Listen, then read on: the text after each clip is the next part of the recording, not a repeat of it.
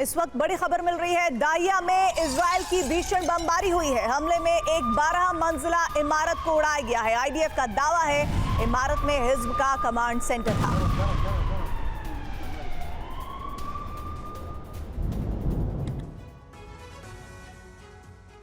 अरब सुलग रहा है। अब यूरोप भी महायुद्ध की आग में झुलस सकता है। नेटो रूस पर हमले की तैयारी में जुट गया है क्योंकि पुतिन के एक फैसले ने नेटो को हमले का मौका दे दिया है। अमेरिका ने सबूत जुटा लिए हैं जिसके दम पर दावा किया गया है कि यूक्रेन में नॉर्थ कोरिया के सैनिक घुस चुके हैं। यानी पुतिन के इशारे पर किम के सैनिक कीव में कोहराम मचाने को तैयार हैं। पुतिन का प्लान है सर्दियों में यूक्रेन सरेंडर कराकर बाल्टिक देशों की तरफ बढ़ा जाए और इसकी कमान नॉर्थ कोरिया की स्पेशल फोर्स को सौंपी गई है। अगर ऐसा हुआ तो नेटो रूस पर हमला कर सकता है। नेटो का यह कदम महायुद्ध की चिंगारी को भड़का सकता है। पुतिन ने इरादा कर लिया है कि विंटर में यूक्रेन का सरेंडर कराना है। इसके लिए पूरी ताकत झोंकी जा रही है।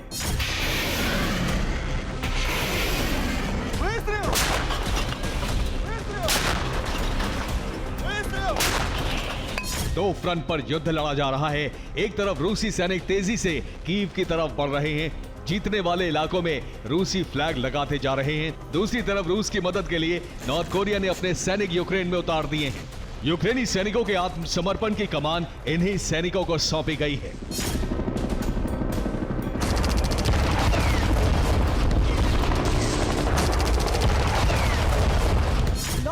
के करीब 15,000 सैनिक यूक्रेन में घुस चुके हैं। खासतौर से सर्दियों में युद्ध लड़ने के लिए उन्हें भेजा गया है।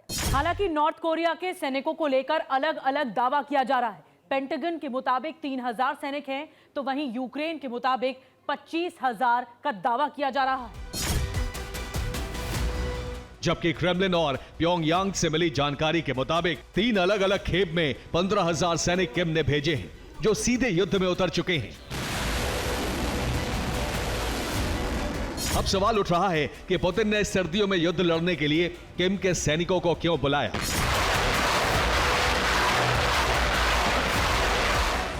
कहा जा रहा है कि रूस उत्तर कोरिया के सैनिकों के जरिए सर्दियों में कीव की घेराबंदी करा रहा है, क्योंकि उत्तर कोरिया के सैनिक सर्दी और अर्बन वॉरफेयर के लिए खास तौर पर ट्रेंड हैं। इसके अलावा रूसी सेना काफी थकी हुई है, जो सर्दियों में लंबे समय तक कीव की घेराबंदी करने में फेल हो सकती है। इसलिए नॉर्थ कोरिया के सैनिकों को यह जिम्मा सौंपा गया है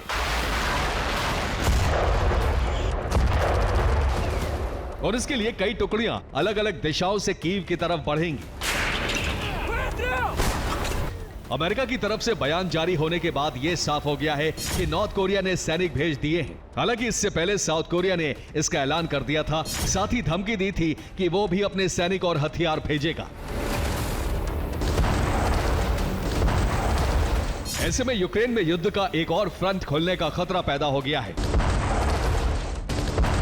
जबकि क्रेमलिन ने साउथ कोरिया के बयानों को प्रोपेगेंडा करार दिया है।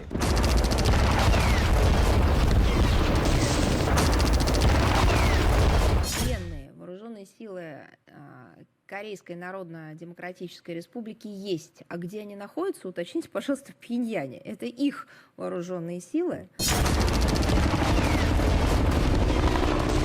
अब उत्तर कोरिया की जंग में शामिल होने से नेटो के सीधे तौर पर युद्ध में उतरने का रास्ता साफ हो गया है। रूस यूक्रेन युद्ध में किम की सेना के रूप में एक तीसरे देश की एंट्री हो गई है, जिसके बाद नेटो हमलावर हो गया है। अमेरिका ने बयान देकर यूरोप में नए युद्ध की आशंका को जन्म दे दिया है। जल्द ही नेटो रूस पर एक बड़ा अटैक कर सकता है। हालांकि यूक्रेन इस मुद्दे को काफी पहले से उठा रहा है। उधर रूस भी लंबे युद्ध की तैयारी में जुट गया है। इस बीच यूक्रेन ने पर्चे जारी कर उत्तर कोरिया के जवानों को सरेंडर का लालच दिया है। एक प्रिजन ऑफ वॉर का कैंप भी वीडियो में दिखाया है। यानी यूक्रेन चाहता है कि नॉर्थ कोरिया के सैनिक आत्मसमर्पण कर दें तो वो उनकी जान बख्श सकता है।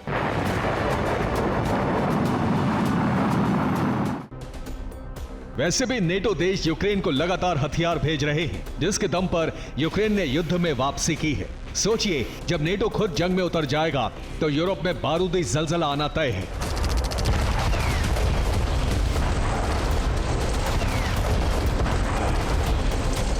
क्योंकि नेटो ने रूस के पास पड़ने वाले देशों में अपने बेस बना लिए हैं, जिससे युद्ध की स्थिति में रूस पर तुरंत हमला किया जा सके।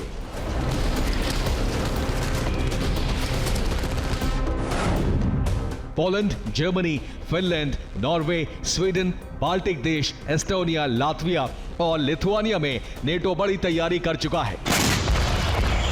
यूक्रेन को बचाने के लिए अमेरिका कभी भी नेटो सेना उतार सकता है और नॉर्थ कोरियाई सैनिक यूक्रेन पहुंचने से उसे बहाना भी मिल गया है। यूरोप में परिस्थितियां तेजी से बदल रही हैं। ऑस्ट्रिया ने नॉर्थ कोरिया के राजदूत को नोटिस भेजकर यूक्रेन में सैनिक भेजने की जानकारी मांगी है, जबकि फ्रांस और ब्रिटेन ने एक बार फिर से अपने सैनिक भेजने के लिए कहा है, जबकि साउथ कोरिया ने नॉर्थ कोरिया पर कड़े प्रतिबंध लगाने के लिए कहा है। उधर पेंटागन ने कहा है कि जानकारी जुटाई जा रही है, हर परिस्थिति के लिए अमेरिका तैयार है।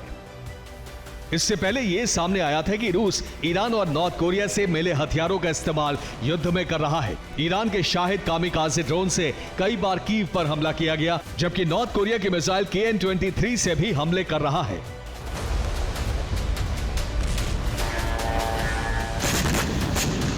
जिसके लिए नॉर्थ कोरिया ने अपने मिसाइल इंजीनियर भी रूस भेजे हैं, जिसमें से एक किम के करीबी मिसाइल इंजीनियर की तस्वीर भी सामने आई है, जिसका नाम है किम जोंग सिक।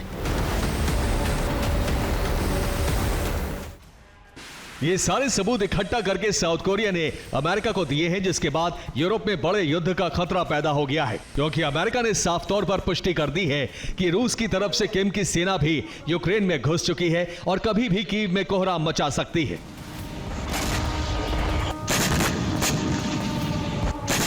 ऐसा हुआ तो यूरोप में भीषण युद्ध शुरू हो जाएगा। अगर अमेरिका ने नॉर्थ कोरिया पर प्रतिबंध लगाए तो किम जोंग उन परमाणु हमला कर सकता है।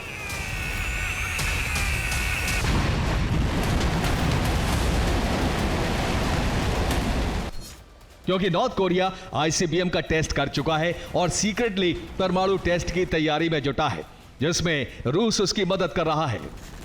इससे सीधा संकेत मिल रहा है कि रूस यूक्रेन युद्ध अगर नेटो वर्सेस रूस में बदलता है तो उसमें कई और देश शामिल हो सकते हैं, लेकिन सबसे बड़ा खतरा किम को लेकर है, जो अमेरिका पर परमाणु हमले की धमकी कई बार दे चुका है। Bureau report, TV9, Bharatvarsh.